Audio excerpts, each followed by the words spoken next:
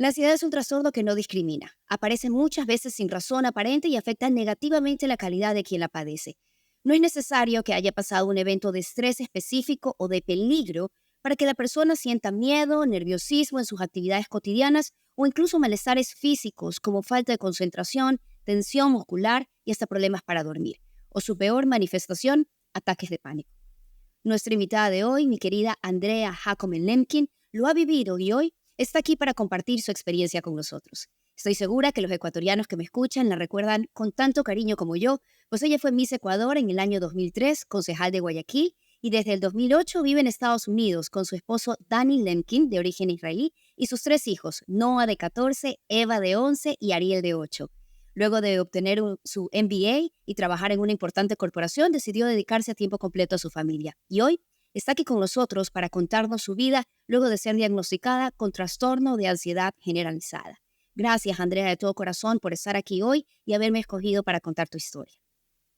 Muchísimas gracias, Wendy. Gracias. Para mí realmente es un honor poder volver a contactar con mi comunidad ecuatoriana que quiero muchísimo, con todo tu público, con toda tu comunidad también a través de tus redes. Y bueno, yo creo que como te dije, no tengo mejores manos en quién poner mi corazón y mi experiencia. Y en realidad a las personas que nos escuchan, yo lo que quiero es que sientan que no están solos y que espero que mi testimonio sea una luz de esperanza, una luz de fe en un camino que puede parecer a veces muy oscuro. Gracias, Andrea, por eso y por tu generosidad de contar tu vivencia. Retrocedamos un poco en el tiempo y vámonos a junio 24 del año 2022, tu primera crisis. ¿Qué pasó contigo, Andrea? Bueno, ese día yo me iba a Guayaquil, iba súper emocionada a encontrarme con mis amigos, uno de ellos se casaba y me embarqué en un vuelo que salía de Nashville para Miami. Nashville es donde yo vivo. Y de Miami yo iba a coger otro vuelo al día siguiente para Guayaquil. En el primer tramo me subo en una aerolínea que no usualmente uso, realmente es la primera vez, y yo ya venía como un poquito dubitativa del tema, pero cuando yo entré al avión busqué cómo reafirmarme con las personas que yo hacía contacto visual alrededor mío, yo busqué cómo sentirme segura. No obstante, apenas la puerta del avión cerró, yo sentí un miedo horrible en mi corazón. Sentí en mi pecho que mi corazón se salía, era como que un frío me recorría y yo en ese instante supe que era pánico. Y nunca en mi vida había tenido una experiencia de ataque de pánico, pero lo supe al instante y de hecho alcancé a escribirle a mi esposo y decirle, estoy sufriendo un ataque de pánico en el avión, no sé qué hacer. Y mi esposo, sin saber tampoco qué hacer, sin embargo, su sexto sentido lo ayudó a calmarme, a decirme que todo iba a estar bien, que respirara en una bolsita de esas de papel, que me enfocara en que tengo azafatas alrededor mío, personas alrededor mío, que el vuelo era corto y que íbamos a probablemente poder estar comunicados durante el vuelo.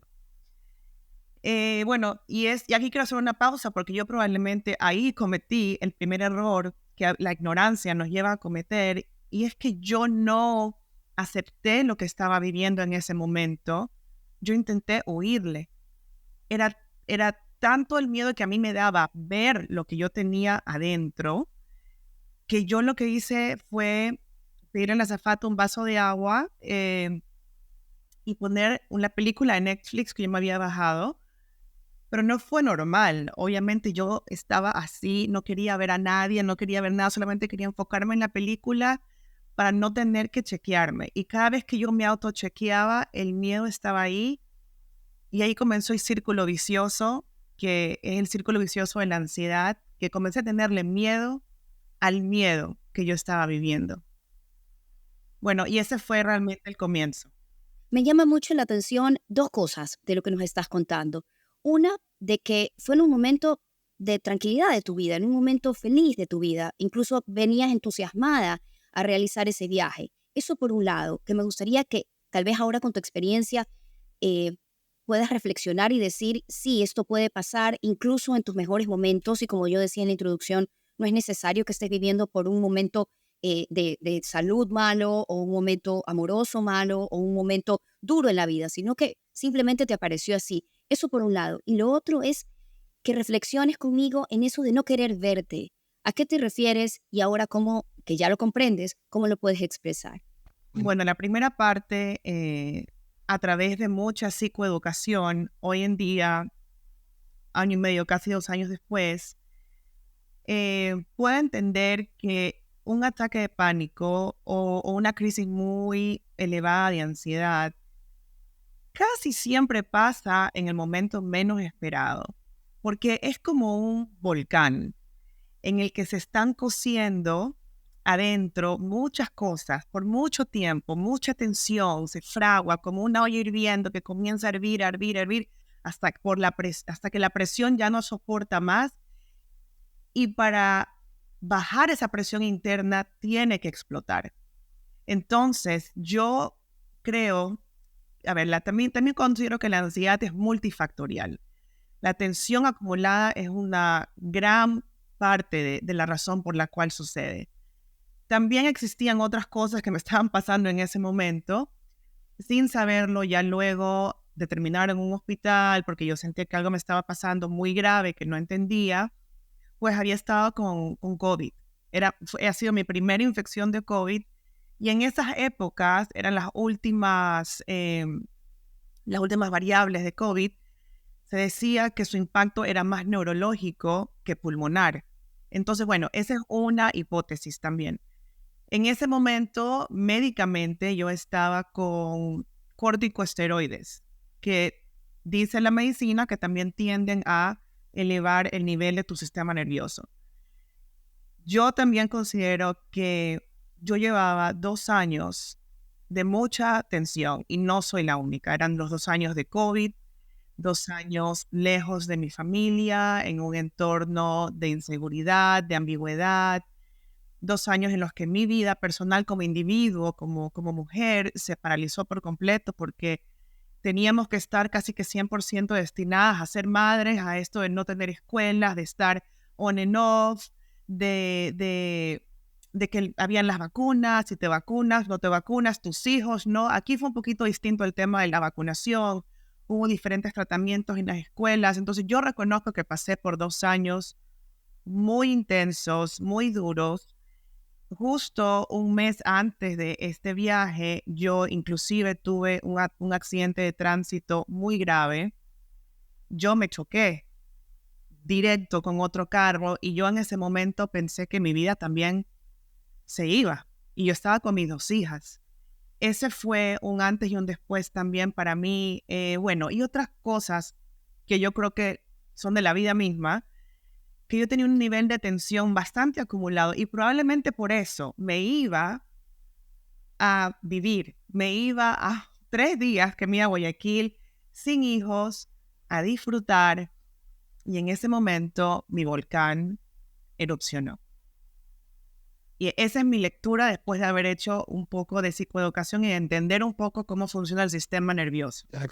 Sí, de todo lo que dices tiene coherencia, tiene sentido, está documentado ya incluso, pero es interesante que lo revisemos porque a veces pensamos que tiene que pasar un evento puntual. Evidentemente lo de tu choque es un evento puntual fuerte. Sin embargo, todo lo que tú estás contando es por lo que han pasado muchísimas personas. Y aparte puede ser como el día a día y que no nos damos cuenta cuánto no estamos asimilando y cuánto estamos aguantando hasta que finalmente explota. Ahora, te preguntaba en la segunda parte de la pregunta, era, sí, lo de no querer verte. Es muy interesante lo que dices porque el querer verse es justamente el gran inicio del cambio espiritual y del autoconocimiento. Pero tú lo defines tan bonito que quisiera que nos cuentes cómo fue ese antes y después de poder darte cuenta de que algo te frenaba o te asustaba cada vez que tú querías observarte. Bueno, en realidad yo no sabía qué hacer. Yo no sabía cómo enfrentar ese momento. Y la única manera en la que yo pensé que podía tolerar 2 horas en un avión donde no podía caminar, donde no podía ir a respirar aire, donde no podía recibir la luz del sol, no podía tener los otros recursos que hoy ya conozco que tenemos todos. En ese momento mi única opción fue hacer como que no pasaba nada, no tratar de controlarlo con mi mente. Esta necesidad de controlar también es otro disparador en otras circunstancias también de ansiedad. Eso fue lo que yo apliqué. Intentar controlarlo con mi mente, haciéndolo a un lado y no observándome, enfocándome solamente en mi mente y en mi conexión en ese momento con la película. No puedo decirte que aprendí enseguida que lo que había estado haciendo en ese momento fue un error. Eso lo sé ahora. Eso lo supe mucho después. A pesar de teóricamente saber que el primer paso para superar cualquier tipo de dolor emocional, no solamente la ansiedad, cualquier cosa que nos duela adentro o que nos pasa en la vida, que nos genere ese dolor, es la aceptación. La aceptación de que está ahí, de que no, en este caso el miedo no viene realmente para hacerte daño. El miedo es una reacción natural de todos los seres humanos para protegernos ante amenazas reales en la vida. Pero cuando uno ya entra en estos cuadros de distorsión, no existe una amenaza real a la cual tenerle miedo. En este momento yo estaba teniéndole miedo a mi propio miedo. Y ese es el círculo vicioso de la ansiedad, del ataque de pánico, que se va haciendo como una bola de nieve. Y por eso el primer paso es aceptar aceptar nuestra humanidad, que estamos hechos de emociones, que estamos hechos de sensaciones y que nuestro cuerpo es sabio, que cada emoción obedece a una razón y que debemos escucharla y que debemos abrazarnos y que debemos aceptarnos. Y aprendí ahí la segunda ley, digo yo, que es la autocompasión. Porque una cosa es decir, ok, ya, yo acepto que tengo miedo. O sea, no acepto realmente, pero digamos que, ok, acepto que tengo miedo. Pero ¿cómo acepto que tengo miedo? Yo pasé mucho tiempo en un nivel de autoexigencia, de decirme a mí misma, yo ¿por qué estoy así?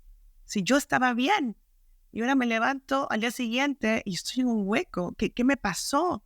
¿Por qué estoy así? Yo tengo hijos, tengo esposo, tengo una vida, estoy bendecida. ¿Por qué tengo que vivir así? Era demasiado negación, demasiada autoexigencia, demasiada dureza conmigo misma. No me permitía vivir. Y mira que cualquiera pensaría que lo que estás haciendo es reflexionar en el sentido de que estás valorando lo que tienes para darte ayuda tú misma a que salgas de ese hueco, pero por lo visto no fue lo conveniente. Y me gustaría que cuentes un poco también de tus otras crisis, porque algo que me llamó la atención de nuestra conversación previa fue que dijiste que pensabas que tu vida se había acabado.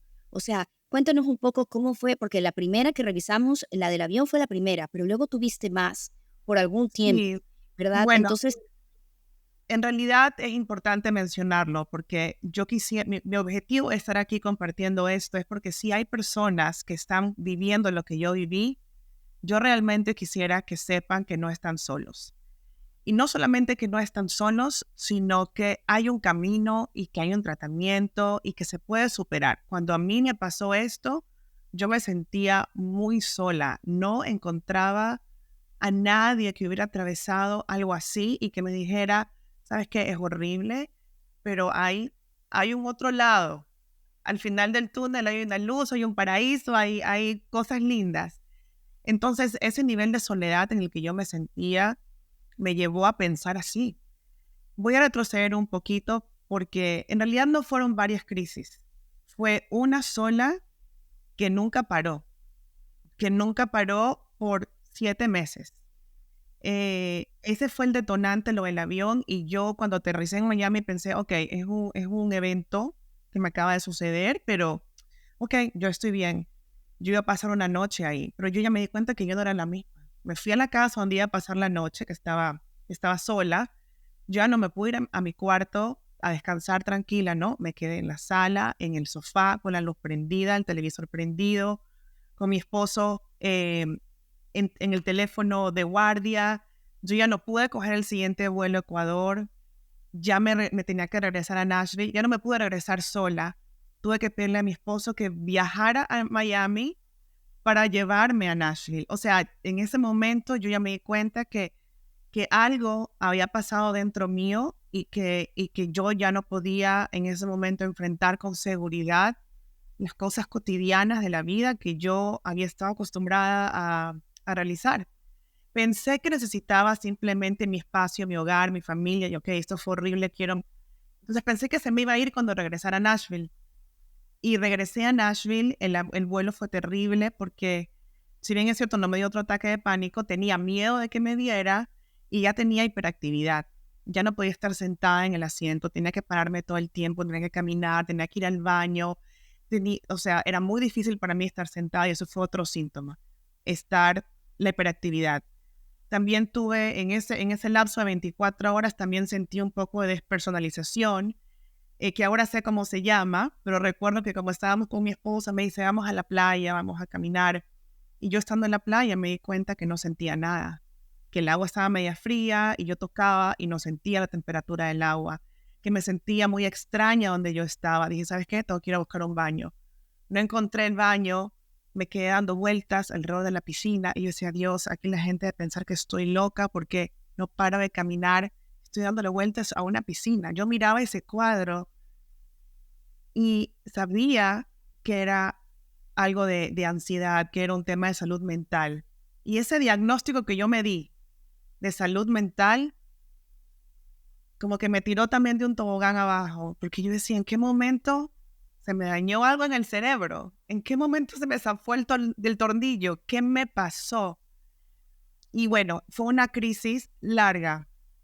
Llegué a Nashville y ahí fue que pensé que se me iba a ir y no se me fue. Mi esposo se baja al supermercado, yo me quedo en el carro con los niños y me dio un ataque de pánico de estar en el carro con mis hijos, ver alrededor mío, ver lo que pasaba y cognitivamente darme cuenta de que no estaba normal. Es como que uno está viendo cognitivamente, tú eres todavía eres tú, pero te das cuenta que cómo actúas y que cómo sientes no eres tú, que algo pasó, pero cognitivamente todavía eres tú.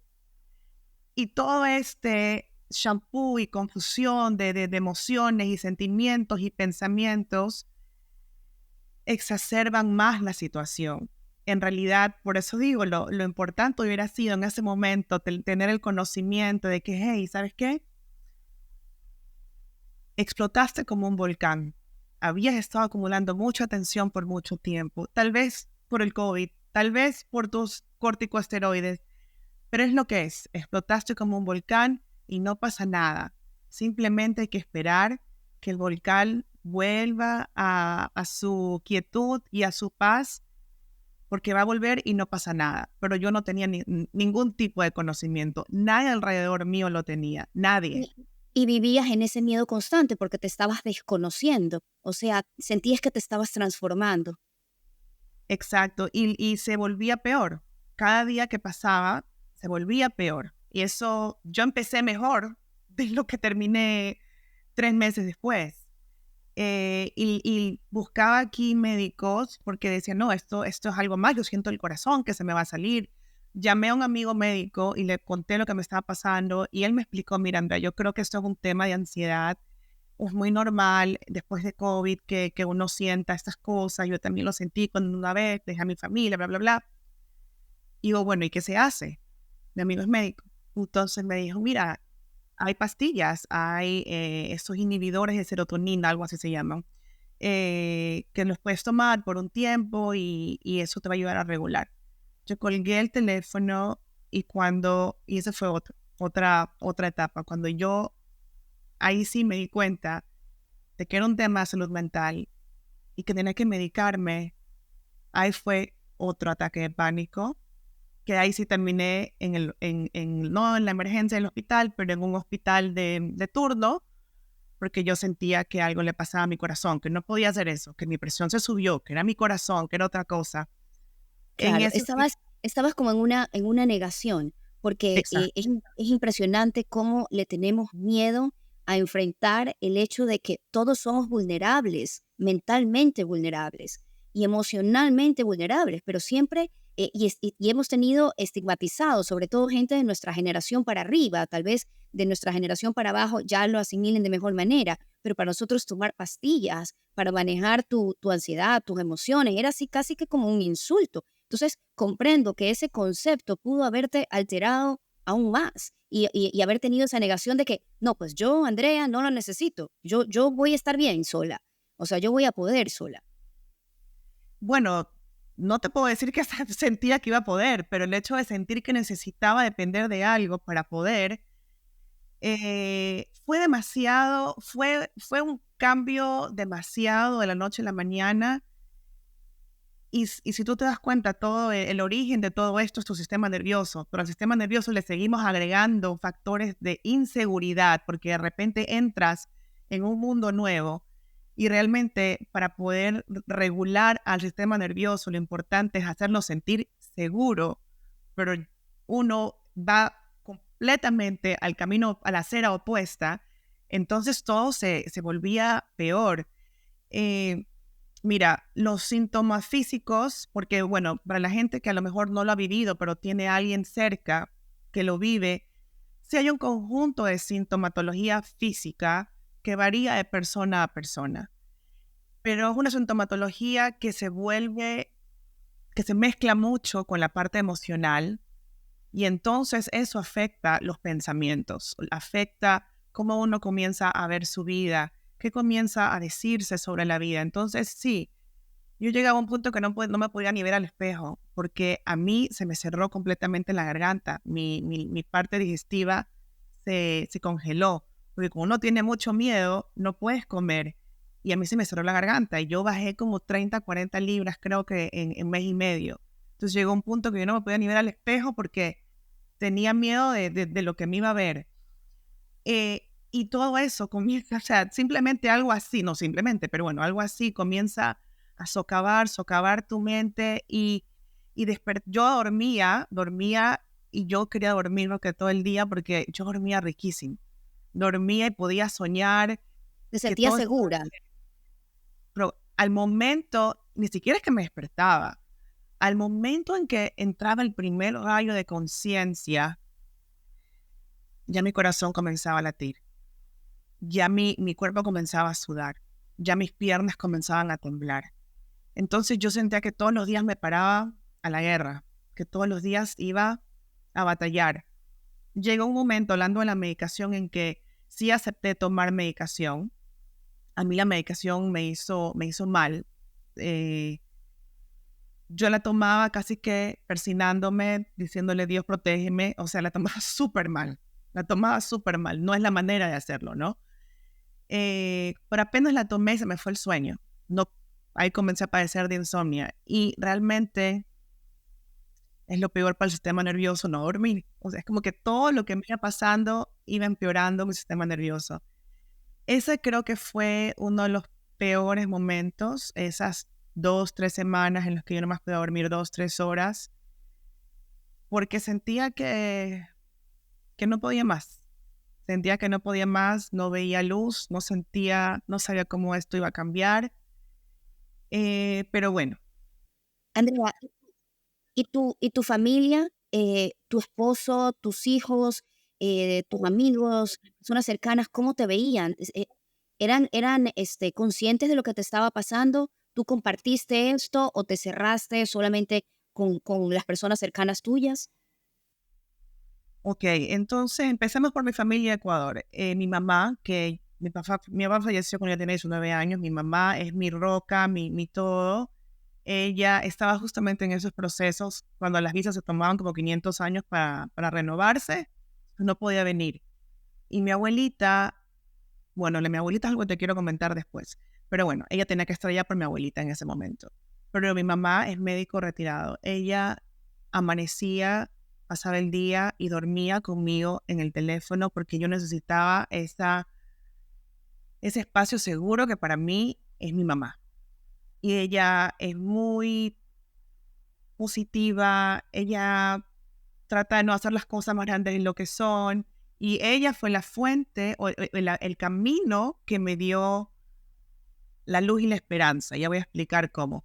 Mi esposo, Dios lo bendiga, porque mi esposo no entendía nada, pero su forma de ser es muy, muy positiva, muy de no hacer también los problemas muy grandes.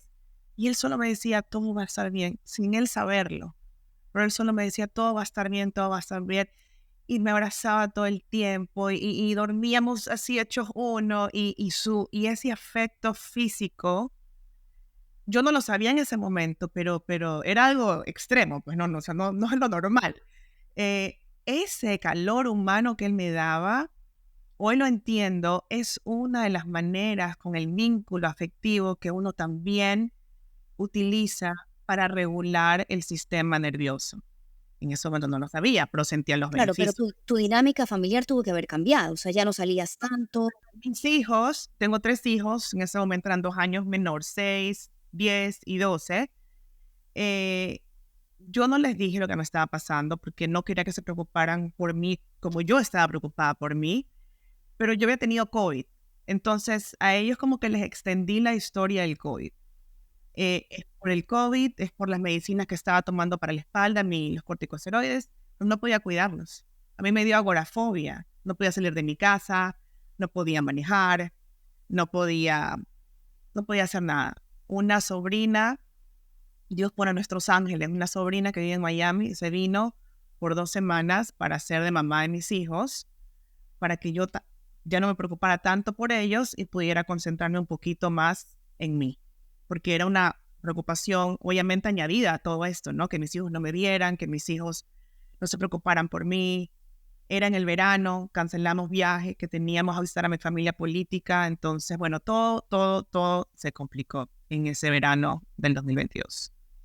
¿Cómo sales de esto, Andrea? ¿En qué momento me queda claro que visitaste a un psiquiatra, me imagino, para que te haya podido medicar o a un médico que te guiaba en ese sentido? Pero, ¿cómo fuiste renaciendo? ¿Cuál fue el primer paso que diste para poder decir, ok, tengo que atenderme esta situación y estos son los pasos que debo de seguir porque definitivamente de esta manera mi vida no puede continuar? Bueno, en realidad yo primero tuve una etapa prolongada de negación. Me daba más ansiedad investigar porque aún no aceptaba que ese era yo. Pensé que en un momento se me iba a ir. Cuando ya pasé la etapa de negación y ya entré un poco más, no en la aceptación de mi sintomatología, pero en la aceptación de, ok, aquí estoy, hice algunos intentos, no voy a decir fallidos, pero que no realmente me dieron todo lo que necesitaba de un inicio, ¿no? Primero que nada, busqué a un psicólogo que me viera en persona aquí, y esa psicóloga muy buena, la verdad es que hizo las veces de mamá, porque yo no tenía a mi mamá aquí, y fue como una mamá para mí. Yo pasaba, creo que todos los días, 2 horas con ella, y no podía hacer más. Sin embargo, técnicamente ella aplicó conmigo la técnica cognitivo-conductual, terapia cognitivo-conductual, que es la terapia apropiada para estos casos, pero no llegó a mí en el momento adecuado. Es una terapia apropiada un poco después, pero en ese momento mi sistema aún estaba muy alterado, como para poder comenzar a analizar cómo mis pensamientos repercutían en mis emociones y cómo comenzar a cambiar esos pensamientos, que realmente es la terapia. Es buenísima, pero no era para mí en ese momento. Mi psiquiatra me recomendó, y esto sí lo recomendaría, a lo menos a las personas que pueden hablar inglés, eh, un libro que se llama Dare, Atrévete. Creo que solamente está en inglés y tiene una aplicación también. Este libro me dio el primer contacto con, ok, entiendo lo que me está pasando. A él también le pasó y así es como lo superó. Básicamente era la aceptación radical de lo que nos pasa y su filosofía era más como de tenemos que reeducar a nuestro sistema nervioso enseñándole que vivir no es un peligro, que salir a la calle no es un peligro. O sea, era una exposición gradual a la vida para así volver a generar confianza. Entonces, eso a mí me ayudó un poco. Con eso yo pude volver a manejar, por ejemplo, el carro. Hice una exposición gradual, que la voy a explicar un poquito porque creo que técnicamente puede servir. O sea, uno no dice, ok, voy a coger el carro y me voy con miedo y todo. No, lo hice gradual. Primero con mi esposo en el carro, cerca de mi casa, luego yo sola, cerca de mi casa, luego con mi esposo más lejos, luego sin mi esposo, luego con mi esposo en el teléfono, y así conquisté, ok, puedo manejar. Y para mí fue una liberación, poder manejar, porque yo era una mujer súper independiente. Pero bueno, de ahí mi mamá, como es médico, dentro de su grupo de amigas, de colegas médicos, ella comentó lo que me pasaba y una de ellas dio con lo que para mí fue una de las principales fuentes de esperanza. Y es el psicólogo que creo que estuvo en Ecuador, Rafael Santandreu. Él tiene unos libros que tratan específicamente sobre ataques de pánico y ansiedad, y él tiene 5 pasos para afrontarlo, y tiene un YouTube con millones de experiencias de casos exitosos. Entonces, para mí, esa fue mi primer contacto con el sentir de que, ok, sí se puede. Estas personas lo lograron, yo no todavía, pero sí se puede. Y tenía que batallar todos los días con pensamientos de que, ok, pero mi caso es más severo. Ok, pero a lo mejor yo no estoy hecha de la misma madera que esas personas. A lo mejor yo no realmente voy a poder aceptar lo que me pasa. O sea, uno tiene que irse batallando a uno mismo día tras día, pero yo lo leí y trataba de aplicar sus pasos. Lo que hice también fue que me puse en lista de espera para un psicólogo de su grupo. Gracias a Dios por COVID, porque ahora todo está tan accesible también. Entonces, me demoré como 3 meses en poder contactar a un psicólogo de su equipo, pero finalmente lo hice y estoy con ella hasta el día de hoy. Y ha sido excelente. Ahora, hay un programa que mientras yo esperaba que pudiera tener acceso a esta psicóloga, que yo hice online, y así fue como digo, Wendy Rosillo también, se llama, se llama Desansiedad. No sé si tú lo has escuchado, pero Sí, pues claro, entrevisté al chileno por el que llegas a mí. Es claro, de ese grupo de desansiedad, sí. José Verdejo creo que se llama, ya estoy tratando de acordarme. Para mí, Desansiedad y su fundadora, Fabiola Cuevas, realmente es como el bálsamo que calmó mi alma y mi sistema nervioso. Por fin encontré a alguien que me podía explicar paso a paso, que no se me había zafado un tornillo. A mí no me gusta mucho cuando uno dice salud mental o enfermedades mentales, porque yo nunca sentí que era de mi mente. Yo siempre sentí que era a nivel emocional, que era un dolor emocional el que yo sentía. Y con ella entendí que era mi sistema nervioso. Y ella, obviamente, el primer paso ante todo, bueno, autocompasión. Autocompasión, cómo háblate como tú lo hablarías a tu mejor amiga, con ese amor. Si viene tu hija, tu hermana a decirte me pasa esto, ¿con qué amor tú la acogerías? Y eso sí fue un antes y un después para mí. Y de- Totalmente. Déjame decirte que ahorita que te escuchaba, mientras relatabas cómo te tratabas, cómo, o sea, no, esto no es para mí. O sea, eh, me llegabas al alma porque yo decía, qué bestia, cuántas veces nos tratamos tan duro nosotros a nosotros.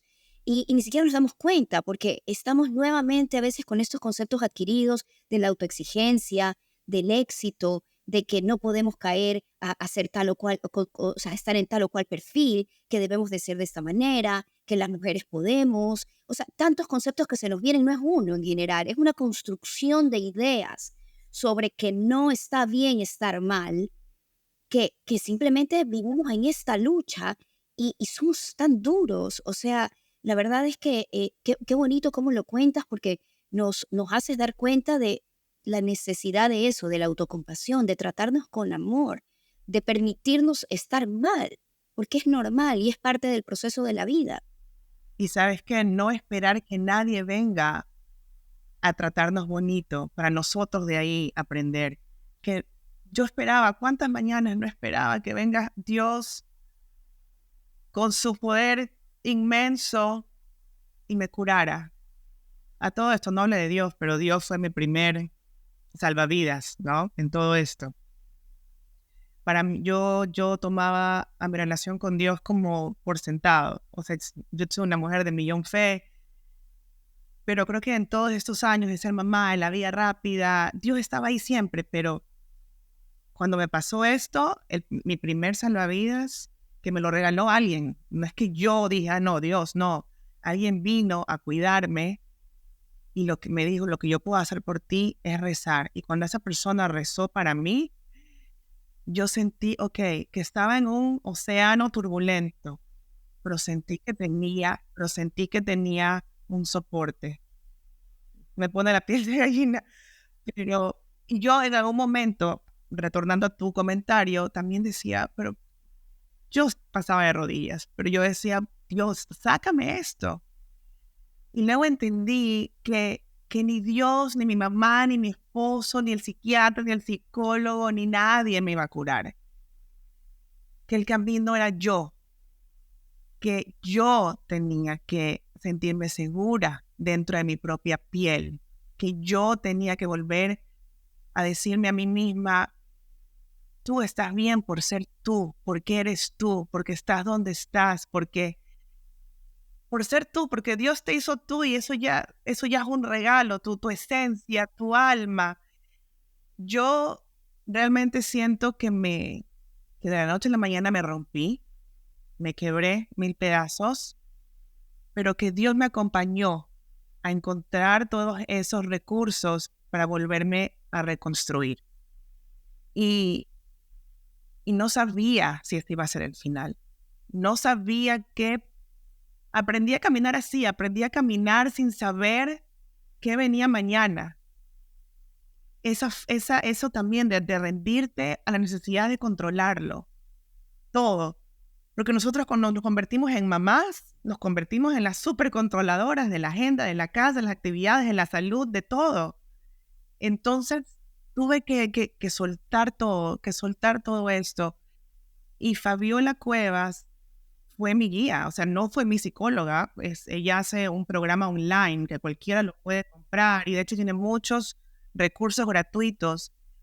Ella fue esta guía de cómo aprender a estar contigo misma, a, a escucharte, a sentirte, a aceptarte, a darte tu tiempo, a hacerte respetar también de los demás, a poner límites, a generarte un entorno de bienestar para ti y las otras cosas que yo no sabía tampoco, pero qué importante que es la naturaleza, qué importante que es sentirnos vivos a través del contacto con las cosas vivas. ¿Qué importa lo material? Realmente lo que importa es lo que está vivo, lo que Dios crea, con lo que generamos conexión y vínculo. A todo esto también me compré un perro. Mi terapia también tenía que ver con un perro. Yo perdí mi perro de 15 años. Después del choque, perdí mi perro. O sea, eran muchas cosas también, ¿no? Para mí tener a mi perro conmigo era una manera también de autorregulación o de corregulación, no sé cómo es que se dice. Pero bueno, con Fabiola fue un camino para mí muy importante. El otro día estaba revisando, ella tiene 5 pasos para la recuperación. Yo pensé que yo ya estaba recuperada, yo creo que estoy en el quinto. Creo que todavía estoy transitando este proceso de recuperación. El quinto paso dentro de su programa es responsabilizarnos de nosotros mismos, es ser libre, pero a través de nosotros ser nuestros responsables. Y yo creo que una vez que pasa toda esta tormenta, que que el mar está un poco más en calma, yo puedo mirar más atrás ahora y puedo darme cuenta que no solamente que había detención del COVID y todas estas cosas, sino que había muchas creencias, las que tú mencionaste. Las creencias de qué tipo de mujer quiero ser y debo ser para ser exitosa en la vida.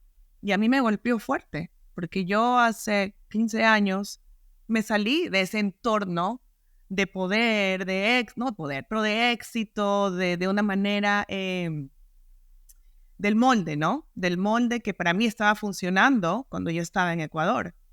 Y me vengo acá a un baño completamente de humildad en el que tengo que dejarlo, o sea, no tengo que dejarlo todo, pero realmente tuve que renunciar a esa visión de quién yo quería ser, mi carrera, como familia, como madre, y acá adquirir tantas cosas nuevas.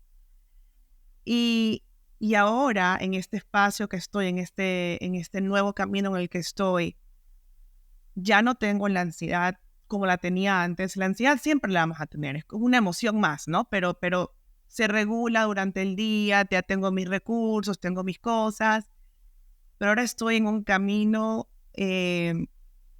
hacia mí misma, un camino de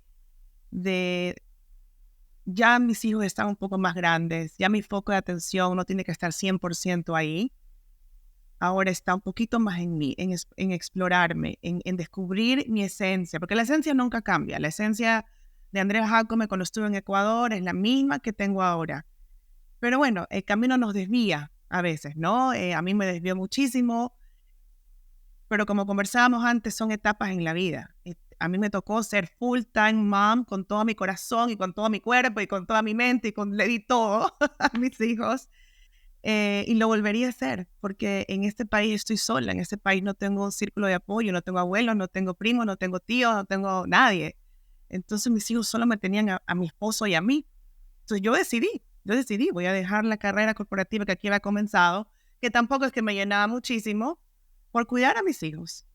Pero ahora los sigo cuidando, pero ya siento que, ok, la ansiedad para mí fue un llamado.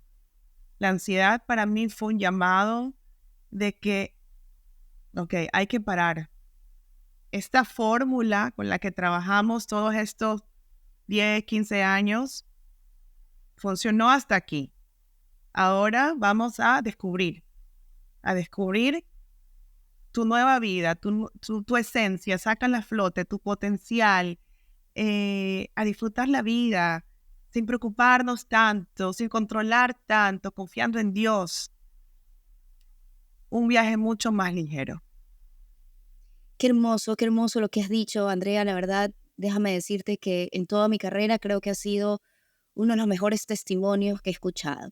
O sea, Gracias. abierto de corazón, lo siento, me has hecho, ay, hasta me has puesto lágrimas en los ojos, porque lo siento sincero, me doy cuenta que te ha costado duro, que te ha tocado duro, y de alguna manera me veo reflejada, porque pues, también he pasado por esos momentos, y creo que a veces nos exigimos demasiado, y llega un punto en la vida en que estas situaciones complejas y duras, luego, justamente Dios, ese amor divino, el que nos hace despertar, y a pesar del momento difícil, sabemos que fue la razón necesaria para poder transformarnos, redescubrirnos y encontrar en esa esencia que tú bien dices que siempre igual estará esa esencia, ser un ser nuevo, ser una nueva persona, ser un alma, como digo yo, que es lo que más me gusta de la manera en que me describo, de esa manera y creo que tú eres un alma maravillosa, Andrea, y quiero agradecerte hoy por de verdad haber compartido esta historia y me dijiste, yo no sé mucho de la ansiedad, soy experta en mi historia, fueron tus palabras textuales y déjame decirte pues que eres re experta, porque yo que he entrevistado también en este espacio a personas que hablan de la ansiedad, manejas muy bien los términos, manejas muy bien los procesos y creo que pues tal vez ahí puede estar tu proyecto de vida en poder contar esto, en poder ayudar, quién sabe, tal vez no nos pongamos etiquetas ni nos volvamos a estresar, pero en todo caso, creo que estas son nuevas oportunidades que nos da la vida para poder llegar a otros seres humanos. Yo alguna vez hice esto público hace un año en mis redes que son privadas y siempre me puse a la disposición de quien necesitara una palabra, un aliento y fueron muchísimas las personas dentro de mi red privada las que llegaron a mí. Y entonces ahí me di cuenta de que, pese a que hoy se habla mucho de la salud mental, aún existe algún estigma o algo que nos impide realmente abrirnos. Yo nunca me escondí. Yo nunca me escondí, sobre todo en mi entorno local, donde yo vivo. Pero cuando yo publiqué esto en mis redes y toqué el corazón de mis amigos, de la gente que conozco, fue un momento sanador. Con dos cosas quiero cerrar. Puede sonar un poquito contradictorio, pero alguien me lo dijo una vez y tiene sentido. En la vida, uno viene a enseñar lo que viene a aprender. Cuando yo aprendo, yo no regalo.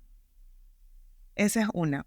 Y la otra es que el año pasado, justo en estos días, previo a la Semana Santa, a mi hermano le gusta mucho la música y le gusta mucho también ama muchísimo a Dios. Y él hizo un cover de una canción en inglés. Y nunca me voy a olvidar porque eso me entró muchísimo en mi corazón y lo tengo ahí sellado.